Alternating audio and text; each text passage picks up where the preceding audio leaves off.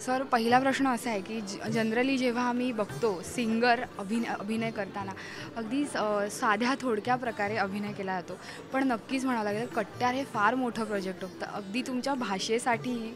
आणि जसं म्युझिकल होतं तर ही फार मोठी स्टेप होती. तुम्हाला काही प्रेशर होतं की चॅलेंज होतं? प्रेशर म्हणजे डबल प्रेशर होतं. पहिला प्रेशर तर ह्या चित्रपटाला म्युझिक देणं, कारण it's already a legendary piece of music, it's already history, आणि you are dealing with something which is really pure and sacred.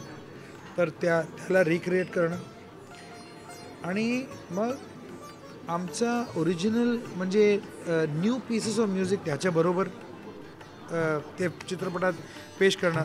म्हणजे असं कॉम्पोजिशन्स येणार की एक अभिषेकी बुवांचं कॉम्पोजिशन आहे, त्याच्यानंतर immediately there is a composition by us, you know. तर हे चॅलेंज आहे. पण पहिलं मी नाही म्हणलो, मी said this is too much, I can't accept it. पण नंतर विचार करून मी बघितलं की एवढं वर्ष मी शिकलो आहे, क्लासिकल म्युझिकचं तालीम घेतलं मी, perform with so many artist. तर असं प्रोजेक्टमध्ये नाही उपयोग करणार ते नॉलेज अबाउट म्युझिक तर कुठे करणार. देर can't be another Katyar Kaljat बसले. That's why I accepted the challenge and we did it and you will see how you have done it. Sir definitely हे चॅलेंज किंवा हा प्रेशर जो होता तो कॉन्फिडंटमध्ये बदलायला कशी प्रोसेस होती? The proof of the pudding is in the eating म्हणतात ना. म्हणजे जेव्हा अप्रिसिएशन मिळायला लागलं, जेव्हा फॉर एक्झाम्पल आमचा ॲक्टर्स जे टीम आहे, म्हणजे सचिनजी आहे, he is in the industry for 50 years. Subodh Bhave, I mean, I think he's one of the finest actors in the country. Lokmanya Tilak, Bal Gandharva. These are the people who are there in the frame with me. त्यांच्याकडून जेव्हा honest appreciation मिळतं ना, that is called gratification. तर मला असं वाटलं की yes, it is, I can start getting confident about this, getting into this genre. Sir जसं तुम्ही मगाशी बरंच बोलणं झालेलं आहे स्टेजवर, जितेंद्र अभिषेकी ह्यांचं म्युझिक ह्या चित्रपटाला होतं आणि सुबोध सरांना वाटलं की इथे शंकर एहसान लॉयचं ॲडिशन व्हावं, अर्थात तो अनुभव कसा? म्हणजे काय आहे की तो नाटक होता. नाटक is restricted to one location. Everything is, the rest of the outdoor, everything is all imagined.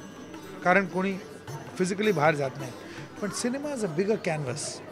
You are actually transported to various locations. Outdoor locations है, नदी है, पहाड़ है, झाड़ है, grass है, इतने सारे things हैं. तर it's a different medium altogether. आणि जेव्हा तो medium तुम्हाला एक्सप्लॉइट करायचं आहे, तिथे तुम्हाला स्केल पाहिजे तर ते आम्हाला येऊन भेटेल. Shankar Ehsaan Loy can give it scale, and he knew my knowledge about Indian classical music, raga ragini, ये तो करते रहते हैं. तो I thought maybe we can do it. Sir शेवटचा प्रश्न की पहिलंच प्रोजेक्ट अभिनयाचं इतकं ग्रँड आणि इतकं मोठं मिळालं आहे, काय सांगाल ह्याच्याबद्दल, कसं वाटतं? It's a blessing. कारण पहिलं जेव्हा सुबोधनी मला हे ऑफर केलं होतं, मी तर नाकारलं होतं. मी said no, don't be crazy, I can do, I think you are joking. पण